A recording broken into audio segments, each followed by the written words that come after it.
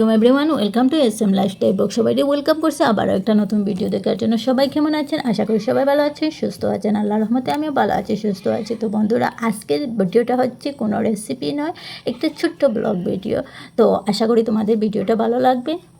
আমি একটু ব্যস্ত আছি, সেই জন্য রেসিপি বানাতে সময় পাচ্ছি না। সেই জন্য ভাবলাম যে একটা ব্লগ দিয়ে দিই, তাই একটা ব্লগ রেডি করলাম। আর এই ব্লগটা হলো রবিবারের ব্লগ। অনেক দিন হলো কোনো ব্লগ শেয়ার করিনি, তো ভাবলাম মাঝে মধ্যে একটু ব্লগও শেয়ার করব রেসিপির সাথে সাথে। তো বন্ধুরা, এই ভিডিওটা শ্যুট করছি রবিবারের। তো রবিবারে আমি দিতে পারিনি, কারণ আমার এখানে নেটে অনেক সমস্যা থাকে, তাই সব সময় নেট মিলে না। সেই জন্য আমি আর রবিবারে আপলোড করিনি, সোমবারে আপলোড করেছি। তো রবিবারে, প্রত্যেক রবিবার আমার অনেক ব্যস্ততায় যায়, কারণ বাচ্চাদের স্কুল থাকে না, আর বাচ্চারা করে থাকে, অনেক কাজ থাকে। তো কাজ কি বলবো, কাজ বলতে বন্ধুরা, ডেইলি বাচ্চাদেরকে পড়াতে পারিনি, কারণ ডেইলি সকালে ঘুম থেকে উঠে রান্নাবাড়া শেষ করতে করতে বাচ্চাদের স্কুলের টাইম হয়ে যায়, তাই ওদেরকে খাওয়াই ধোয়ে আর রেডি করে স্কুলে পাঠাতে হয়। তাই এই জন্য একটু সময় হইলে না বাচ্চাদেরকে পড়ানোর জন্য সকাল টাইমে। সেই জন্য রবিবারে একই দিনই মিলে যে সকাল টাইমে পড়ানোর, তো আমি কাজ রেখেই ওদেরকে প্রথমে একটু সময় পড়াই। তো তো এখানে আমি শাক নিয়ে বসেছি, আর ভাবলাম শাকটা রেডি করতে করতে ওদেরকে একটু সময় পড়িয়ে নেই। আর ছোটো যেন মসজিদ থেকে এসেছেন, তো বললাম একটু সময় পড়াত বসে যাও, কারণ অন্যদিন সকাল টাইমে টাইম মেলে না, আজ তো পুরো দিন ফ্রি আছো, তো এক্সামও সামনে চলে এসেছে। তো বাচ্চাদের পড়ানোর সাথে সাথে আমার রান্নাবান্নাও শেষ হয়ে গিয়েছে। পরে ছোটো ছেলে গোসল করতে চলে গেছেন, আর মেয়ের রেডি গোসল টোসল করে রেডি হয়ে চলে এসেছেন খেয়ে। আজকে ওরা টিউশন আছে, তো টিউশনে চলে যাবে। আর বড় ছেলে আমার ফোন দুটা নষ্ট হয়ে গিয়েছে, তো ছেলেকে বলেছিলাম যে ফোনটাই ঠিক করে আনার জন্য।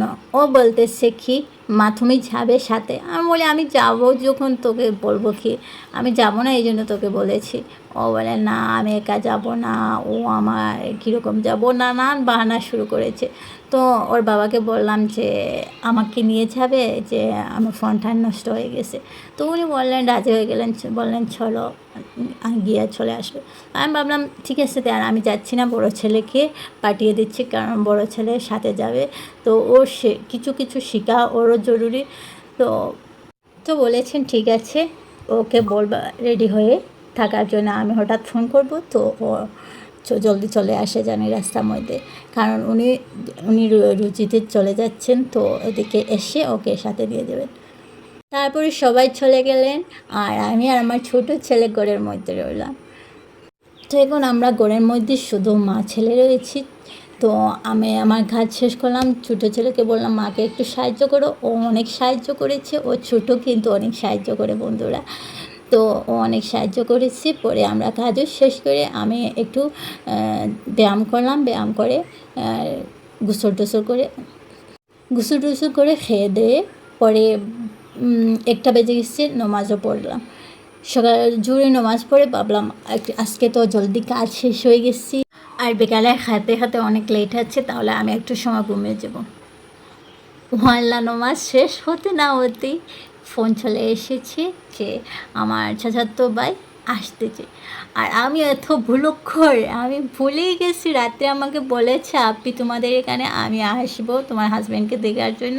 আমি বলেছি ঠিক আছে আসিস। আর সকালে উঠে আমি ভুলেই গেছি, আমি যে এত ভুলি বন্ধুরা, কী বলবো। আর হঠাৎ ফোন এসেছে, আর পরে বলিস হয়ে গেছে আমার রেস্ট। পরে জলদি নামাজ শেষ করে রান্না করে চলে এসেছি, ওর জন্য নাস্তা রেডি করতেছি। তো ভাবতেছি কী নাস্তা রেডি করবো, তখন আমার মনে আসলো যে ব্রেড আছে, তো ব্রেড একটা নিয়ে আসলাম। ব্রেড নিয়ে ডিম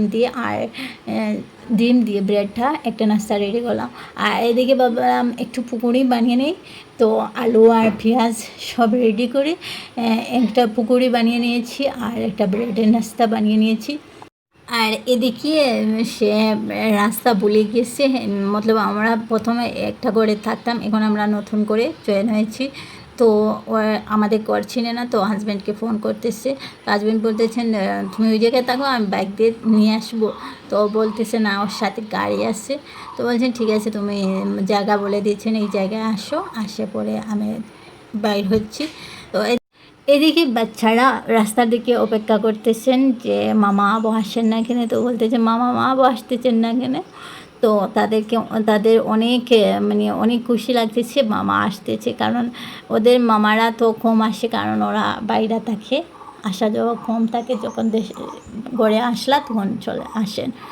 তো তো পরে ফাইনালি বাই করে চলে আসলো। তো নিজেরও অনেক ভালো লাগলো, কারণ নিজের বাবার বাড়ি যে কেউ দেখলে অনেক ভালো লাগে, কারণ যত সুখে থাকো বাবার বাড়ির মানে বাবার বাড়ির কমই কোনো জিনিসও পড়ে না, যত সুখে তুমি থাকো, কারণ বাবার বাড়ি কমই মেহসুস হতে থাকে। আর বাবার বাড়ি কেউ দেখলে অনেক ভালো লাগে, অনেক মনের শান্তি মিলে। তো অনেক ভালো আমারও লাগতেছে যে হ্যাঁ চলে এসেছে, যে আর আমার খবর নিতে এসেছে, যে এটাই অনেক ভালো লাগলো। তো পরে ও বিকালে অনেক রিকোয়েস্ট করেছিলাম থাকার জন্য, কিন্তু আর থাকেনি, ওর কাজ আছে তাই বিকালে চলে গিয়েছে। আর পরে ভাবলাম ঠিক আছে ও চলে গেছে, এখন একটু সময় ঘুমাবো কাজ শেষ করে, কিন্তু কাজ শেষ করতে করতে 5টা বেজে গেছে। তাই আমার আর এই রবিবার অনেক ব্যস্ততা কেটেছে, তো দেখতেই পারছেন আপনারা। তো বন্ধুরা, ভিডিওটা কেমন লাগলো আশা করি তোমাদের ভালো লাগবে। যদি ভালো লাগে তাহলে লাইক কমেন্ট শেয়ার করতে ভুলবেন না। আর নতুন বন্ধু হয়ে থাকো যদি প্লিজ আমার চ্যানেলটা সাবস্ক্রাইব করে নোটিফিকেশন অন করে দিও, যাতে আমার নিত্য নতুন ভিডিও আসলে সবার প্রথম তোমাদের কাছে পৌঁছে যায়। তাহলে বন্ধু আজকে এই পর্যন্ত, সবাই ভালো থাকুন, সুস্থ থাকুন, নিজের খেয়াল রাখুন, পরিবারের খেয়াল রাখুন। আল্লাহ হাফিজ, আসসালামু আলাইকুম রহমতুল্লাহি ওয়া বারাকাতুহু।